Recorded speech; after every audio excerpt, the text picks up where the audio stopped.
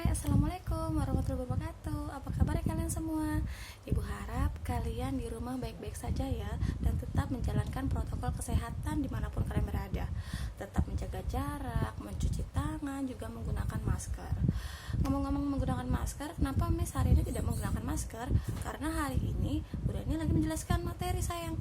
Kalau Bu Rani memakai masker, khawatirnya kalian gak akan mendengarkan dengan jelas materi yang akan Bu Rani sampaikan.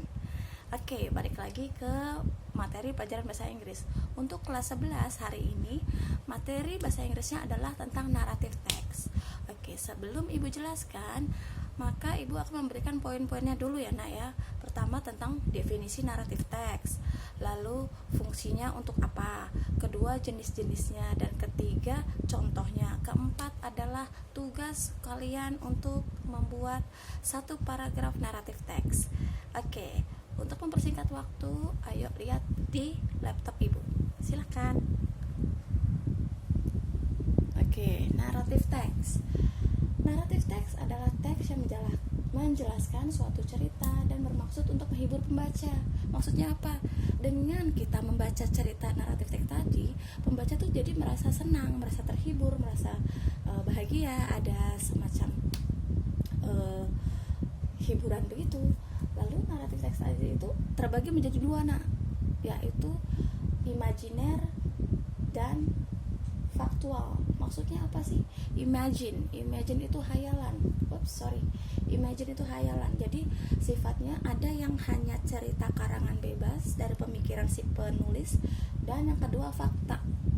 Memang berdasarkan itu kisah nyata, seperti itu. Jadi ada dua ya, satu hanya karangan dari penulis, kedua memang kejadian nyata. Oke, jenis-jenis contoh naratif teks itu ada beberapa di dalam bahasa Inggris. Ada fairy tale. Kalau kamu tahu fairy tale itu kayak cerita dongeng, Cinderella, Snowman, Snow White seperti itu. Terus ada lagi filmnya misal Beauty and the Beast. Nah, itu masuknya di fairy tale. Misteri biasanya itu yang tentang scary ya, tentang ghost, tentang apalah seperti itu. Science fiction itu biasanya seperti pengetahuan, entah itu tentang observasi, entah itu tentang penelitian apa ya. Romance, cinta, cerita cinta, horor masuk dalam misteri tadi. Biasanya fable itu adalah cerita yang digambarkan cerita hewan yang menggambarkan seolah-olah hewan itu bisa berbicara seperti manusia. Nah, itu fable itu. Myth and legend itu biasanya mitos atau legenda ya, beritanya biasanya seperti cerita rakyat. Histori, sejarah memang pernah terjadi dan itu diceritakan kembali. Slice of life, jadi cerita penggalan hidup, misalnya pengalaman hidup kamu pada waktu di kampung, atau pengalaman kamu waktu kamu liburan kemana, itu slice of life. Personal experience itu sama juga dengan slice of life tadi ya. Ciri-ciri naratif teks. Biasanya naratif teks itu menggunakan past tenses atau masa lampau. Kenapa? Kalau untuk cerita yang misalnya pengalamanku pas pulang kampung, itu berarti kan sudah terjadi ya. Nah, makanya memang menggunakan past tenses. Rumusnya itu subject verb 2. Subjek dengan ditambah dengan kata kerja kedua. Dan kedua adalah menggunakan noun. Apa tuh noun? Noun itu adalah kata ganti orang, kata benda. Misalnya dia, kamu, aku, seperti itu. Ya, menggunakan adjective itu kata sifat, misalnya cantik, manis, rajin, pintar, seperti itu ya. Menggunakan conjunction. Apa sih conjunction itu? Conjunction itu adalah kata penghubung. Biasanya kalau di dalam cerita pengalaman liburan di kampung, pada hari pakai lagu ya deh misalnya pada Sabtu sore, nah itu jadi ada conjunctionnya, ada perantaranya untuk sambungan ceritanya berikutnya. Jadi ada sambungannya lagi, ada kata penghubungnya. Oke, untuk struktur naratif teks itu pada dasarnya hanya ada 3 ya, ada 3. Kalaupun ada 4 itu hanya sekedar penutup saja atau sebatas pesan atau amanat aja, tapi yang utama itu ada 3, yaitu orientation, complication, dan resolution.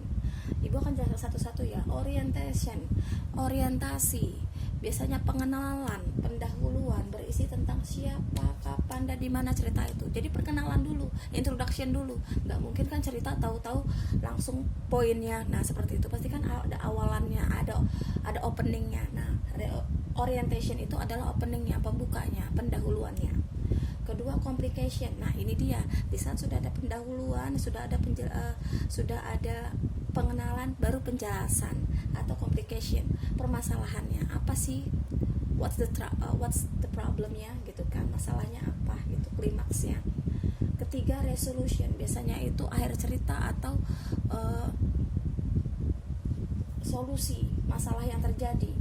Di sini masalahnya dapat diselesaikan, bisa menjadi baik atau malah bisa menjadi buruk. Artinya bisa happy ending atau sad ending. Nah, seperti itu kan, ya. Nah, di sini reorientasi Ibu bilang tadi, bagian penutup dari suatu cerita bersifat opsional, boleh dipakai, boleh enggak. Berisi tentang pelajaran moral, saran atau pengajaran penulis. Oke, Ibu harap dari materi naratif teks ini kalian sudah paham ya nak ya.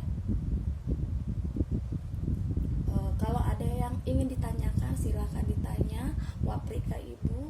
Bu, ini seperti apa sih Bu, saya belum paham. Oke, silahkan untuk besok ya nak ya.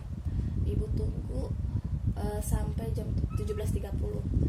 Ini adalah contoh dari cerita naratif teks, yaitu Cinderella. Ya kalian, Ibu tidak usah membacanya sampai selesai ya. Tahu kan Cinderella, dia itu gadis yang dulunya selalu disakiti oleh saudara tirinya, oleh ibu tirinya, tapi finally dia bertemu dengan seorang pangeran, dan pangerannya mencintai dia apa adanya. Dan dari cerita ini kan happy ending ya. Oke, jadi seperti itu kurang lebihnya. Jadi Ibu minta ke kalian, dari cerita naratif teks tadi kalian buat satu contoh, terserah itu apa. Kalian mau buat cerita fairy tale, dongeng, atau cerita fabel, atau cerita apa yang tadi sudah Ibu jelaskan tadi. Kalian baca-baca lagi, kalian pahami lagi. Ibu minta tugasnya adalah kalian buat cerita naratif teks, kalian tulis di buku, lalu kalian foto dan kirim ke nomor Ibu. Ibu tunggu sampai 1x24 jam, gak apa-apa, untuk hari Selasa 16 Februari 2021 ya nak ya. Oke, kalau ada yang tanyakan silahkan, Ibu akan sukarela menjelaskannya. Oke, Ibu pikir sudah cukup materinya hari ini, dan semangat ya untuk menjalani hari ini dengan bahagia, dengan sehat, dan jangan lupa untuk selalu tersenyum. Wassalamualaikum warahmatullahi wabarakatuh.